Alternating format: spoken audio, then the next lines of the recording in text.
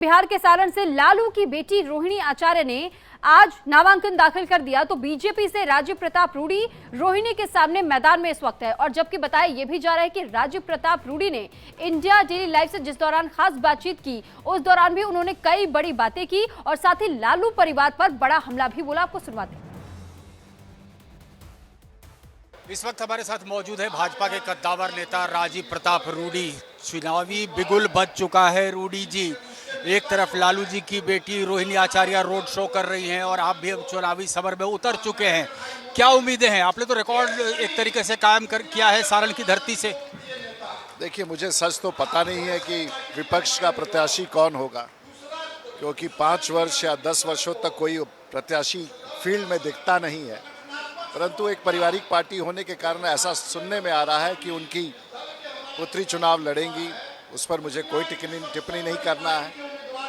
लेकिन अगर थोड़ा पृष्ठभूमि में देखें तो लालू जी जब मुख्यमंत्री थे तो उनके खिलाफ में लड़कर के मैं छपरा से जीता। बाद में उनके श्रीमती राबड़ी देवी जो मेरे खिलाफ चुनाव लड़ी, उनसे चुनाव जीता। बाद में उनके समधी उनके खिलाफ चुनाव जीता। तो मैं समझता हूँ कि एक तरफ भारतीय जनता पार्टी और एनडीए का प्रत्याशी होना, और मुझे इस बात का थोड़ा कई बार पॉलिटिकल लाइफ में अफसोस होता है कि इतनी बड़ी पॉलिटिकल पार्टी है जो राज्य में इतने दिनों तक शासन कर चुकी है, उसके पास कैंडिडेट का इतना अभाव है कि परिवार में ही सिमट के रह जाते हैं। इशारे इशारे में बहुत सारी चीजें कह रहे हैं। 2 बेटे को लॉन्च कर ही चुके हैं लालू प्रसाद यादव, 2 बेटी को भी लॉन्च कर रहे हैं। पप्पू यादव जो है छाती पीट रहे हैं। क्या लग रहा है ये परिवारवाद कहाँ जाके रुकेगा?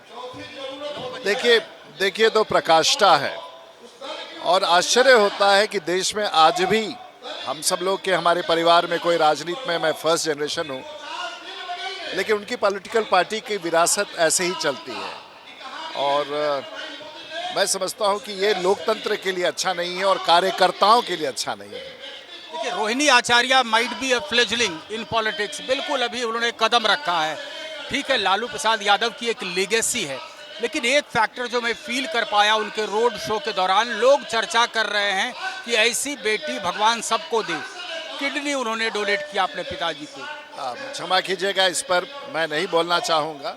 सचमुच बेटी किसी की भी हो तो प्यारी होती है, लेकिन पिता ऐसे हो कि इस गर्मी में उनको सड़क पर उतार दे, इस पर भी तो कई बार सोचना पड़ेगा। और अगर इतना ही प्यार था तो लालू जी तो सुप्रीमो हैं, तो राज्यसभा में भेज देते। और इतने इस स्थिति में उनको इस धूप में, तो क्या मैं अगर सचमुच उस स्थान पर होता तो मैं इतना बड़ा इस तरह से प्रताड़ित नहीं करता है। एक सवाल और भी उठता है, पप्पू यादव अभी भी छाती पीट रहे हैं, लगातार कर रहे हैं 4 तारीख को वो अपना नॉमिनेशन फाइल करेंगे। कांग्रेस में पार्टी को विलय कर दिया है उन्होंने। क्या हुआ आखिर उनके साथ? मैं पप्पू यादव के बारे में कोई टिप्पणी नहीं करना चाहूँगा। मुझे उनके पॉलिटिकल इतिहास के बारे में बहुत जानकारी नहीं है और आप ही लोग चर्चा करते हैं, मुझे तो कोई जानकारी नहीं। बड़ी धूमधाम से इंडिया गठबंधन की नींव रखी गई।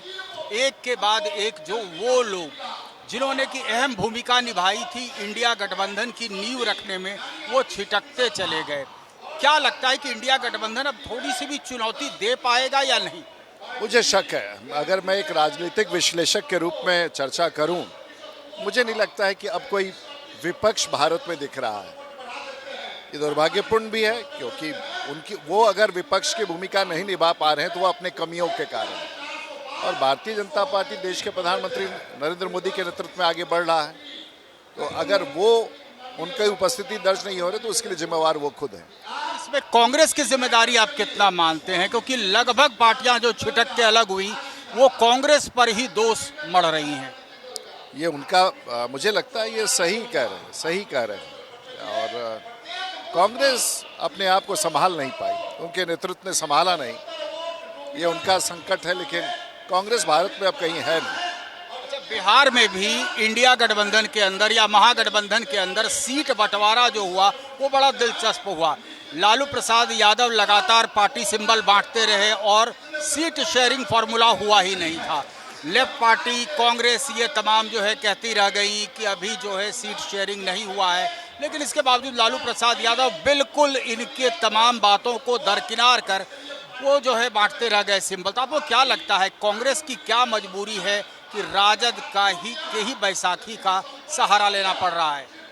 दोनों राजनीतिक पार्टियां हर्षे पर हैं और मुझे लगता है कि ना आरजेडी का कोई भविष्य है बिहार में और ना बिहार में कांग्रेस पार्टी का कोई भविष्य है। और मैं आपको दावे के साथ कह सकता हूं कि आज बिहार में 40 की 40 सीटें एनडीए गठबंधन को मिलेगा और देश में 400 से ज़्यादा सीटें एनडीए गठबंधन को मिलेगा। जो मजबूरी लगता है कांग्रेस की थी और वो लालू प्रसाद यादव के साथ है, क्या वही मजबूरी भाजपा की भी थी जो एक बार फिर से नीतीश कुमार को अपने पाले में लेकर के आई भाजपा? देखिए, भारतीय जनता पार्टी हर कुछ विश्लेषण और वैसे भी एनडीए के प्रतीक के रूप में, बड़ी पार्टी के रूप में भारतीय जनता पार्टी ने भूमिका निभाई है और मैं समझता हूं कि इस बार भी बड़े नेतृत्व के रूप में उन्होंने भूमिका निभाई है और मुझे इसका और एनडीए गठबंधन मजबूती से उभर के वापस आ रहा है, ये बड़ी बात है। एक दो जनरल सवाल आपसे हम लेना चाहेंगे। इस बार आपको क्या लग रहा है मुद्दे कौन से सबसे अहम हैं? और बिहार के परिदृश्य में अगर हम बात करें तो यहाँ रोजगार का एक बड़ा मुद्दा हुआ था, क्रेडिट लेने की भी होड़ मच गई थी। देश के प्रधानमंत्री ने सभी योजनाओं से गरीबी तक और देश के 25 करोड़ लोग गरीबी के रेखा से बाहर आए हैं, उसमें बिहार की बड़ी संख्या में लोग। बिहार को बड़े सपोर्ट की ज़रूरत है और मैं समझता हूं कि जिस प्रकार से बिहार को देश के प्रधानमंत्री ने सपोर्ट दिया है आगे भी बना रहेगा और बिहार एक प्रकार से, चाहे वो सड़क का मामला हो, बिजली का मामला हो, बिजली का, सड़क का, विधि व्यवस्था का, स्वास्थ्य का बहुत सुधार है और आगे भी सुधार की गुंजाइश। रोजगार को लेकर के आपने देखा होगा क्रेडिट लेने की होड़ मच गई थी। तेजस्वी यादव का कहना है कि 17 साल बनाम 17 महीने। देखिए, पता नहीं किसे आप कहते हैं, मैंने तो बिहार में किसी प्रकार के उनके कार्यकाल में रोजगार नहीं देखा और सरकारी नौकरी देना रोजगार नहीं होता है, रोजगार तो निवेश के साथ होता है। मुझे विश्वास है कि आने वाले दिनों में भारतीय जनता पार्टी, एनडीए की सरकार राज्य में इस विषय पर भी जरूर सोचेगी। जी, हमारी शुभकामनाएं हैं आपको। बहुत बहुत धन्यवाद आपका इंडिया डेली लाइव से बात करने के लिए। सारण से Shivpujan Jha, India daily live के लिए।